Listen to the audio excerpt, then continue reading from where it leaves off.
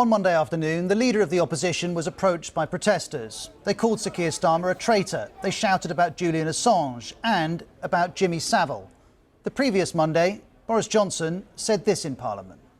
This leader of the opposition, a former Director of Public Prosecutions, Mr. Speaker, he spent most of his time prosecuting journalists and failing to prosecute Jimmy Savile. This is false. Keir Starmer had no personal involvement in the decision not to prosecute Jimmy Savile. The question now is whether that statement risked Mr. Starmer's safety. No, says Minister Chris Philp.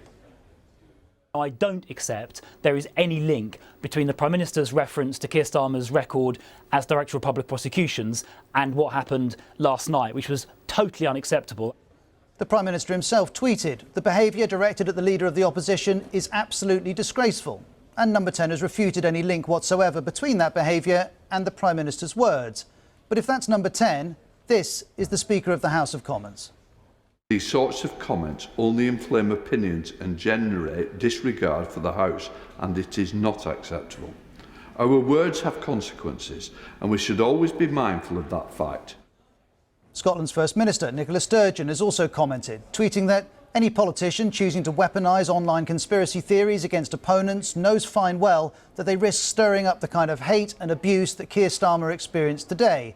Number 10 refutes this categorisation, and to the government, this is part of a broader problem which affects politicians and journalists.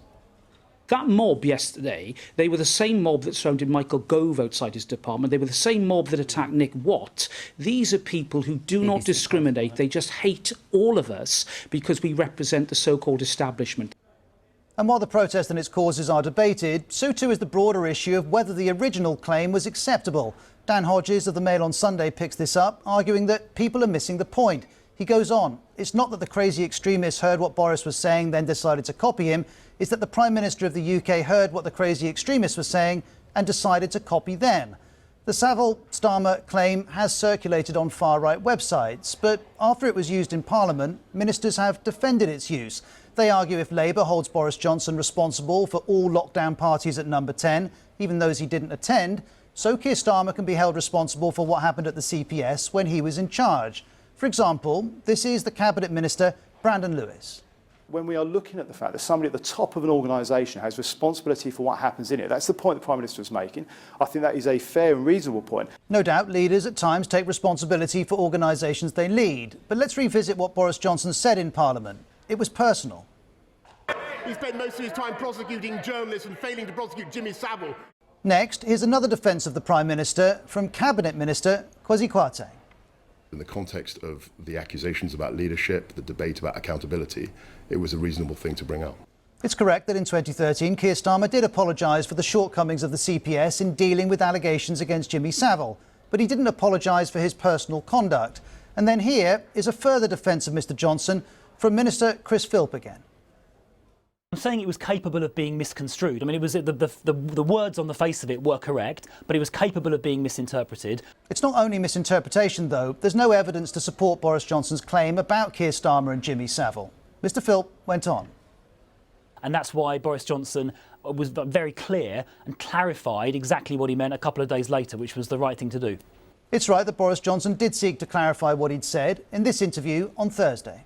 I'm talking not about the Leader of the Opposition's personal record when he was DPP, and I totally understand that he had nothing to do personally with those decisions. I was making a point about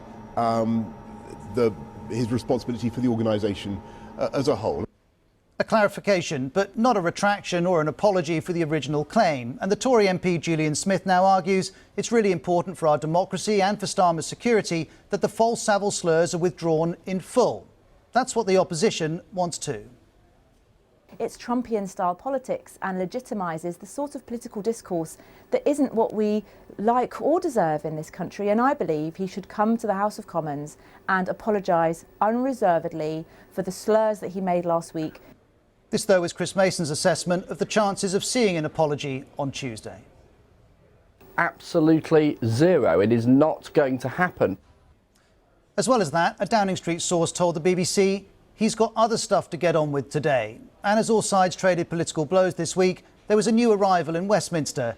Last year, the Conservative MP David Amess was stabbed to death during a constituency surgery. Now Anna Firth has been sworn in as his replacement. And while Parliament welcomes its newest member, there are sharp differences over where to set the limits of political discourse.